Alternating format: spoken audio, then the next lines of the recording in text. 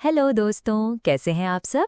मैं हूं आपकी होस्ट और आज मैं आपके लिए एक ऐसी किताब की समरी लेकर आई हूं जो एक बहुत ही अजीब पर बहुत ही इम्पॉर्टेंट सवाल पूछती है।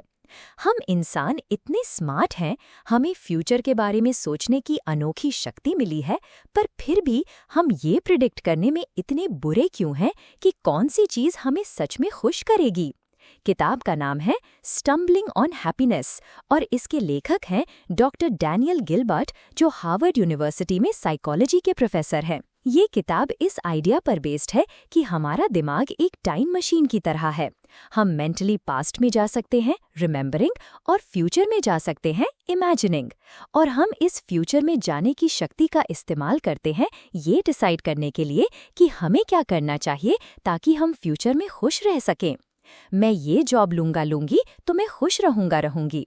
मैं उस इंसान से शादी करूंगी तो मैं खुश रहूंगी। मैं ये गाड़ी खरीदूंगी तो मैं खुश रहूंगा। पर प्रॉब्लम ये है कि हमारी ये टाइम मशीन थोड़ी खराब है। जब हम फ्यूचर को इमेजिन करते हैं तो हमारा दिमाग सिस्टमैटिक तरीके से गलतियां करता है। हमारा इमेजिनेशन हमें एक ऐसी तस्वीर दिखाता है जो असलियत से बहुत अलग होती है, और इसलिए हम अक्सर उन चीज़ों के पीछे भागते रहते हैं जो हमें लगता है कि हमें खुश करेंगी, पर जब वो मिल जाती हैं तो हम उतने खुश नहीं होते। हम खुशी पर ठोकर खाते, स्टम्बल करते हैं, उसे कॉन्शियसली अचीव नहीं करते। गिलबर्ट कहते हैं कि इस मिस इमेजिनेशन के पीछे 3 बड़ी कमियां हैं हमारे दिमाग में। रियलिज्म की कमी। जब हम फ्यूचर को इमेजिन करते हैं तो हमारा दिमाग बहुत सारी डिटेल्स को भर देता है, पर बहुत सारी इंपॉर्टेंट डिटेल्स को छोड़ देता है। प्रेजेंटिज्म की कमी। हम अपने फ्यूचर को अपने प्रेजेंट के लेंस से देखते हैं। हमें लगता है कि हम फ्यूचर में भी वैसा ही फील करेंगे जैसा हम अभी फील कर रहे हैं। रैशनलाइजेशन की कमी।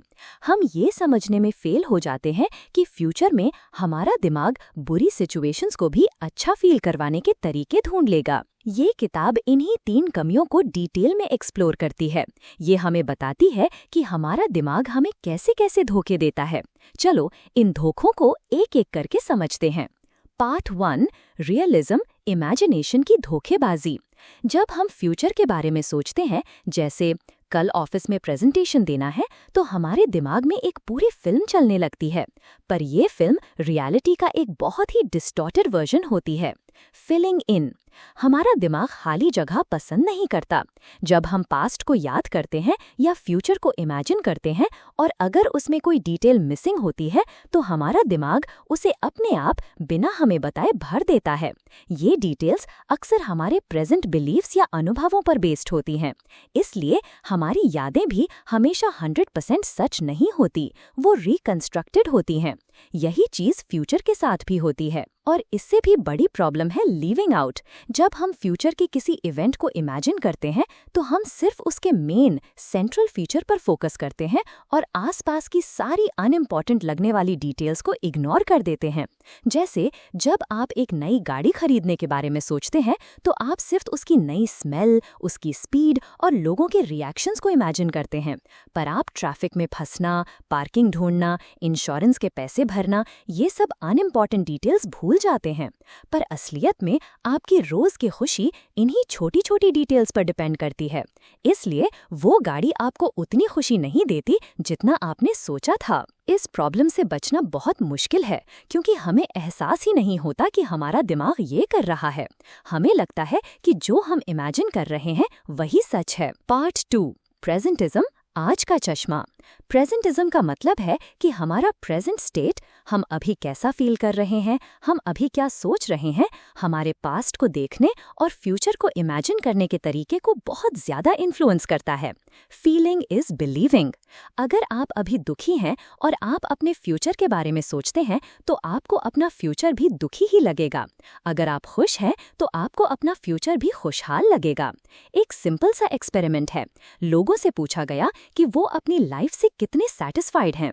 जिन लोगों से ये सवाल एक सनी, धूप वाले दिन पर पूछा गया, उन्होंने अपनी लाइफ को ज्यादा सैटिस्फाइंग बताया उन लोगों के कंपैरिजन में जिनसे ये सवाल एक रेनी, बारिश वाले दिन पर पूछा गया।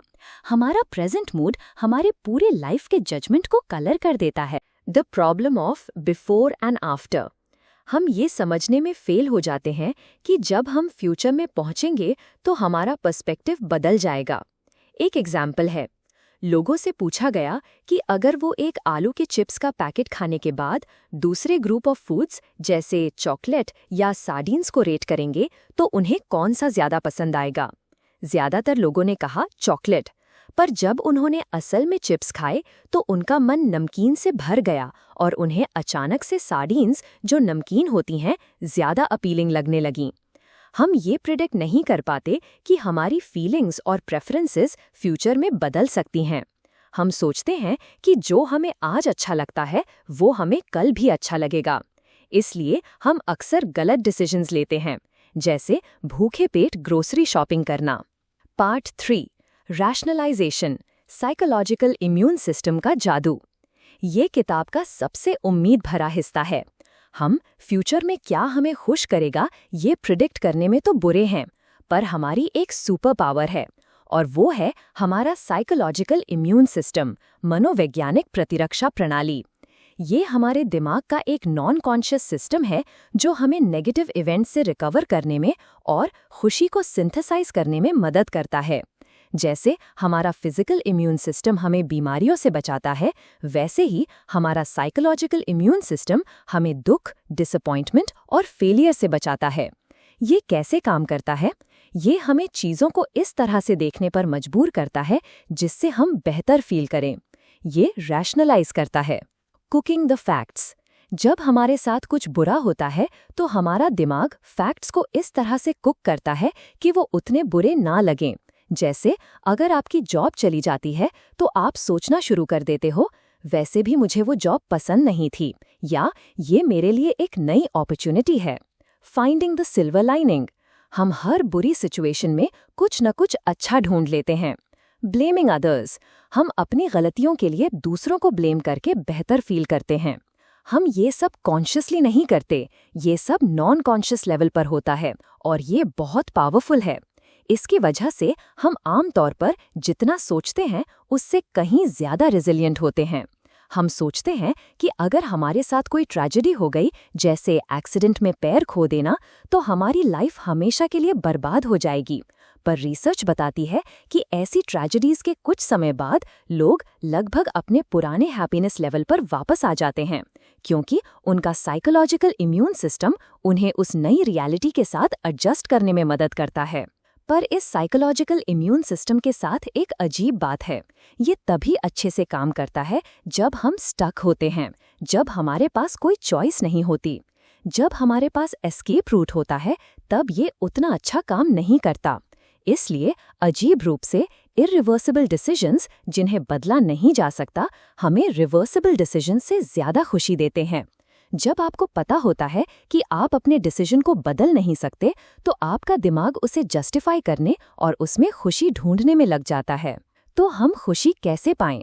अगर हमारा अपना इमेजिनेशन इतना अनरिलायबल है, तो हम कैसे पता करें कि हमें क्या चीज़ खुश करेगी?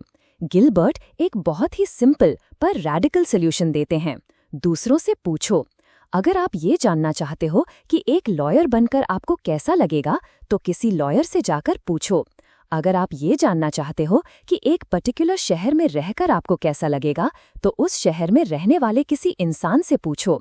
हम सोचते हैं कि हम बहुत यूनिक हैं, पर सच्चाई ये है कि हमारी इमोशनल रिएक्शंस ज़्यादातर लोगों जैसे ही होते हैं। दूसरों का अनुभव आपके अपने इमेजिनेशन से कहीं बेहतर प्रिडिक्टर है आपकी फ्यूचर हैप्पीनेस का। इसे गिलबर्ट सरोगेशन कहते हैं, पर हम ऐसा करने से कतराते हैं क्योंकि हमें लगता है कि मैं अलग हूँ। अंत में स्टम्बलिंग ऑन हैप्पीनेस हमें बताती है कि खुशी की खोज एक अजीब सी यात्रा है। हम एक ऐसी मंजिल की तरफ भाग रहे हैं जिसका नक्शा हमारे पास गलत है। हमारा दिमाग हमें बेहतर फ्यूचर इमेजिन करने में मदद करने की कोशिश करता है, पर वो इस काम में बहुत बुरा है। वो हमें उन चीज़ों के पीछे भगाता है जो हमें उतनी खुशी नहीं देती जितना हम सोचते हैं, और वो हमें उन बुरी चीज़ों से डराता है जो असल में उतनी बुरी नहीं होती। पर अच्छी खबर ये है कि हमारे अंदर एक बिल्ट इन सिस्टम है जो हमें आगे बढ़ने में, अजीब से अजीब हालातों में भी खुशी सिंथेसाइज करने में मदद करता है। इस किताब का सार ये है कि अपने इमेजिनेशन पर कम भरोसा करो, प्रेजेंट मोमेंट में ज्यादा जियो, और अगर आपको फ्यूचर के बारे में जानना ही है तो किसी ऐसे से पूछो जो वहाँ ऑलरेडी है। ये किताब आपको खुश कैसे रहें कि 10 स्टेप्स नहीं बताती, ये आपको बताती है कि आपका दिमाग खुशी के बारे में कैसे सोचता है और अक्सर कैसे गलत सोचता है, और ये जानना ही आज़ादी की तरफ पहला कदम है। तो दोस्तों, ये थी डॉक्टर डैनियल गिलबर्ट की स्टम्बलिंग ऑन हैप्पीनेस की समरी। ये आपको आपके अपने दिमाग की अजीब पर मज़ेदार दुनिया की एक टूर पर ले जाती है।